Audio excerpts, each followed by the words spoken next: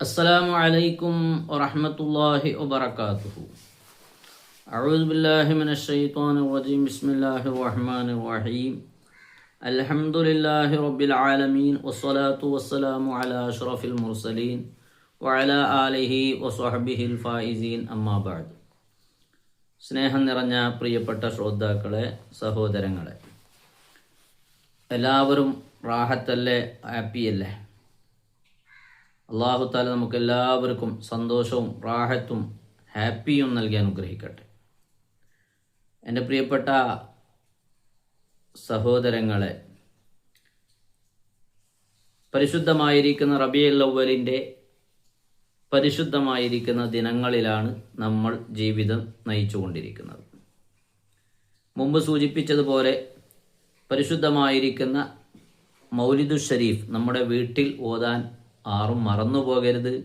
എല്ലാവരും വീട്ടിൽ മൗലിദ് പാരായണം ചെയ്യലുണ്ടല്ലോ. അത് നമുക്ക് വലിയൊരു കാവലും നമ്മുടെ വീട്ടിൽ സമൃദ്ധിക്കും ബർക്കത്തിനും കാരണമാണ്. അതുകൊണ്ട് ആരും മറന്നു പോകരുത്. ചുരുങ്ങിയത് റബീഉൽ അവ്വൽ 12 വരെയെങ്കിലും നമ്മുടെ വീട്ടിൽ നാം മൗലിദ് ഓതണം. ഒരു മാസം റബീഉൽ അവ്വൽ മുഴുവൻ ഓതുന്നുണ്ടെങ്കിൽ അത് അത്രയും വലിയ മഹത്വമുള്ള ഒരു കാര്യമാണ്. അതിന് നമുക്ക് സമയം ഇല്ലെങ്കിൽ അല്ലെങ്കിൽ പ്രയാസങ്ങളുണ്ടെങ്കിൽ 12 വരെയെങ്കിലും ചുരുങ്ങിയത് ഒരു ഹദീസെങ്കിലും വീട്ടിൽ പാരായണം ചെയ്യണം. അത് നമ്മുടെ വീട്ടിന് വലിയൊരു കാവലായി തീരും. അള്ളാഹു ബറക്കത്ത് നൽകട്ടെ. അള്ളാഹു നമുക്ക് സാധിപ്പിച്ചു തരട്ടെ. പിന്നെ പ്രിയപ്പെട്ടവരെ, ഇന്ന് പറയാൻ പോകുന്ന വിഷയം ഒരു മഹത്തായ ഒരു സൂറത്ത്, ഖുർആനിലെ ഏറ്റവും പ്രധാനപ്പെട്ട ഒരു സൂറത്ത്, സൂറത്തുൽ ജിന്ന്. നമ്മളിൽ പലരും ഈ പേര് കേൾക്കുമ്പോൾ തന്നെ ചിലപ്പോൾ ഞെട്ടിപ്പോകാറുണ്ട് അല്ലെങ്കിൽ പേടിക്കാറുണ്ട്. എന്നാൽ ഒന്നും പേടിക്കാനില്ല, മറിച്ച് അതിൽ നമുക്ക് സന്തോഷിക്കാൻ മാത്രമേ ഉള്ളൂ. കാരണം ജിന്ന് എന്ന ഒരു വർഗം നമ്മളെപ്പോലെ ഉള്ള ഒരു സൃഷ്ടികളാണ്. അള്ളാഹു തആല ഖുർആനിൽ പറഞ്ഞുവല്ലോ, ഒമാ ഖലഖ്തുൽ ജിന്ന വൽ ഇൻസ ഇല്ലാ ലിയഅ്ബുദൂൻ. ജിന്നിനെയും മനുഷ്യനെയും ഞാൻ സൃഷ്ടിച്ചിട്ടുള്ളത് എൻ്റെ ഇബാദത്തിന് വേണ്ടിയാണ്, എനിക്ക് ആരാധിക്കാനും എന്നെ അനുസരിക്കാനും വേണ്ടിയിട്ടാണ്. അപ്പോൾ ജിന്നുകൾ എന്നുള്ളത് നമ്മളെപ്പോലെയുള്ള ഒരു വിഭാഗമാണ്, അള്ളാഹുവിൻ്റെ സൃഷ്ടികളാണ്. പിന്നെ നമുക്കും അവർക്കുള്ള വ്യത്യാസം എന്താണെന്ന് വെച്ചാൽ, നമ്മളെ അള്ളാഹു തആല മണ്ണ് കൊണ്ട് സൃഷ്ടിച്ചു, അവരെ തീ കൊണ്ട് സൃഷ്ടിച്ചു എന്നത് മാത്രമാണ്. അപ്പോൾ അങ്ങനെ പറയുമ്പോൾ തന്നെ ചിലർക്കുള്ള ഒരു സംശയം, ജിന്നുകളെ കൂട്ടത്തിൽ മോശപ്പെട്ടവരുണ്ടല്ലോ. അതേ, ഉണ്ട്. അപ്പോൾ മോശപ്പെട്ടവരെ അള്ളാഹു നരകത്തിലിട്ട് ശിക്ഷിക്കൂലേ? ശിക്ഷിക്കും. അങ്ങനെ ശിക്ഷിക്കുമ്പോൾ അവർക്ക് പിന്നെ ആ ശിക്ഷ അനുഭവിക്കാൻ സാധിക്കുമോ, അല്ലെങ്കിൽ അവർക്ക് അതിൻ്റെ വേദന അനുഭവിക്കുമോ എന്ന്? തീർച്ചയായിട്ടുമുണ്ട്. കാരണം നിങ്ങൾ നോക്കൂ, മനുഷ്യരാകുന്ന നമ്മൾ അള്ളാഹു പടച്ചത് മണ്ണ് കൊണ്ടല്ലേ. എന്നാൽ ഒരു നല്ല കട്ടിയുള്ള ഒരു മണ്ണിൻ്റെ കട്ടി അല്ലെങ്കിൽ ഒരു ഇഷ്ടിക എടുത്ത് നമ്മളെ മേത്തോട്ടെറിഞ്ഞാൽ, നമ്മുടെ തലക്കെറിഞ്ഞാൽ നമ്മൾ മരിച്ചു പോകൂലേ? അതേപോലെ തന്നെ ജിന്നുകൾ അള്ളാഹു തആല തീ കൊണ്ട് പടച്ചിട്ടുണ്ടെങ്കിലും ആ തീയാകുന്ന നരകത്തിലിട്ട് അവരെ ശിക്ഷിക്കുമ്പോൾ തീർച്ചയായും അതിൻ്റെ വേദന, അതിൻ്റെ കഷ്ടപ്പാട്, അതിൻ്റെ പ്രയാസങ്ങൾ, അതിൻ്റെ ചൂട് അവർ അനുഭവിക്കുക തന്നെ ചെയ്യും. പടച്ച റബ്ബാണല്ലോ നമ്മളെ ഇങ്ങനെയുള്ള പിന്നെ എന്തെങ്കിലും ചോദ്യങ്ങൾ ചോദിച്ച് നമ്മളിങ്ങനെ പിന്നെ ചെറിയ ബുദ്ധി കൊണ്ട് ചിന്തിക്കുന്നു എന്നല്ലാതെ അതെല്ലാം പടച്ചു വെച്ച റബ്ബിന് കാര്യങ്ങൾ അറിയാം. ഏതായാലും പറഞ്ഞു വന്ന വിഷയം, ജിന്ന് എന്നുള്ളത് വലിയ ഒരു മഹത്വമുള്ള ഒരു സൃഷ്ടി തന്നെയാണ്. നമ്മളെക്കാൾ ഒരുപാട് കഴിവ് നൽകപ്പെട്ടവരാണ് ജിന്നുകൾ. നമ്മളെക്കാൾ എത്രയോ വേഗത്തിൽ പ്രവർത്തിക്കാൻ സാധിക്കുന്നവരാണ് ജിന്നുകൾ. അതുകൊണ്ടാണല്ലോ മഹാനായ സുലൈമാൻ നബി അലൈഹിസ്സലാം ഒരിക്കൽ ബിൽക്കീസ് റാണി തൻ്റെ മുമ്പിലേക്ക് വരുന്ന വിവരം അറിഞ്ഞ് ആ ബിൽക്കീസ് രാജ്ഞിയുടെ കൊട്ടാരം, ആ മിമ്പർ തൻ്റെ അടുത്തേക്ക് ആരാണ് എത്രയും പെട്ടെന്നായി എത്തിക്കുക എന്ന് ചോദിച്ചപ്പോൾ, ഖാല ഇഫ്രീത്തും മിനൽ ജിന്നി, ജിന്ന് വിഭാഗത്തിൽ ഏറ്റവും ശക്തരായ ഒരു വിഭാഗമാണ് ഇഫ്രീത്തുകൾ എന്ന് പറയുന്ന വിഭാഗം. അവർ എഴുന്നേറ്റും കൊണ്ട് പറഞ്ഞു, നബിയെ, നിങ്ങൾ ഇരുന്ന സ്ഥലത്ത് നിന്ന് എഴുന്നേൽക്കുന്നതിന് മുമ്പായി ഞങ്ങൾ കൊണ്ടുവന്ന് തരാം. അപ്പം സുലൈമാൻ നബി പറഞ്ഞു, പറ്റൂല, അതിനേക്കാളും വേഗതയിൽ കൊണ്ടുവരണം എന്ന് പറഞ്ഞപ്പോഴാണ് പിന്നെ മനുഷ്യരാകുന്ന നമ്മളെപ്പോലെയുള്ള ഒരു മനുഷ്യൻ എഴുന്നേറ്റും കൊണ്ട് പറയുന്നത്, നബിയെ, തങ്ങൾ കണ്ണ് ചിമ്മി തുറക്കുന്നതിന് മുമ്പ് ഞാൻ എത്തിക്കാമെന്ന്. അത് അള്ളാഹുവിൻ്റെ ഔലിയാക്കളിൽപ്പെട്ട മഹാനായ ആസഫ് ഇബ്നു ബർഖിയ എന്ന മഹാനായിരുന്നു.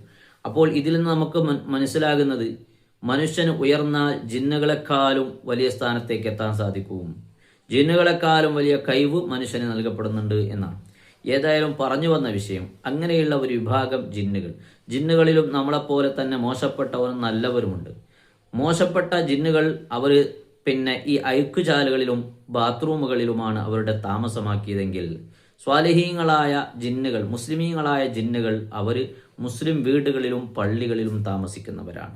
അതുകൊണ്ട് തന്നെ ഒരു കാലിക്കിടക്കുന്ന, ഒരു ഒഴിഞ്ഞു കിടക്കുന്ന ആളില്ലാത്ത വീട്ടിലേക്ക് നമ്മൾ കടന്നു ചെല്ലുമ്പോൾ, അല്ലെങ്കിൽ പള്ളിയിലേക്ക് നമ്മൾ കടന്നു ചെല്ലുമ്പോൾ, നാം അവിടെ ആരുമില്ലെങ്കിൽ അസ്സലാമു അലൈന വഅലാ ഇബാദില്ലാഹി സ്വാലിഹീൻ എന്ന് ചൊല്ലിക്കൊണ്ടായിരിക്കണം ആ വീട്ടിലേക്ക്, ആ പള്ളിയിലേക്ക് കടക്കേണ്ടത്. കാരണം അവിടെ മനുഷ്യരില്ലെങ്കിലും സ്വാലിഹീങ്ങളായ ജിന്മക്കൾ അവിടെയുണ്ട് എന്നതാണ് അതിൻ്റെ കാരണം. അപ്പോൾ പറഞ്ഞു വന്ന വിഷയം, സ്വാലിഹീങ്ങളായ ജിന്നുകളെ കൊണ്ട് ഒരിക്കലും മനുഷ്യന് ഒരു ബുദ്ധിമുട്ടുണ്ടാവൂല. അവർക്ക് കാവൽ മാത്രമേ അവർ നൽകുകയുള്ളൂ, സംരക്ഷണം മാത്രമേ നൽകുകയുള്ളൂ. എന്നാൽ മോശപ്പെട്ട ജിന്നുകളാണെങ്കിൽ അവരിൽ നിന്ന്, മോശപ്പെട്ട ജിന്നുകളെ കൂട്ടത്തിനാണ് പറയുന്ന പേരാണ് ശൈത്വാൻ എന്നും. സ്വാലിഹീങ്ങളായ ജിന്നുകളെ കൂട്ടത്തിൽ തന്നെ അവർ ജിന്നുകളാണെങ്കിൽ അവരിൽ മോശപ്പെട്ട അള്ളാഹുവിനെ ധിക്കരിച്ച ആളുകൾ അല്ലെങ്കിൽ കാഫിറുകളായ ജിന്നുകൾ, അവരെക്കുറിച്ച് ഷെയ്ത്വാൻ എന്ന് പറയും. അവർ ബാത്റൂമിലും ടോയ്ലറ്റിലും താമസിക്കുന്നത് കൊണ്ട് തന്നെ അവിടത്തേക്ക് കടക്കുമ്പോൾ നമ്മൾ എന്താക്കണം, അള്ളാഹുവിനോട് കാവൽ തേടിയിട്ടായിരിക്കണം പോകേണ്ടത്.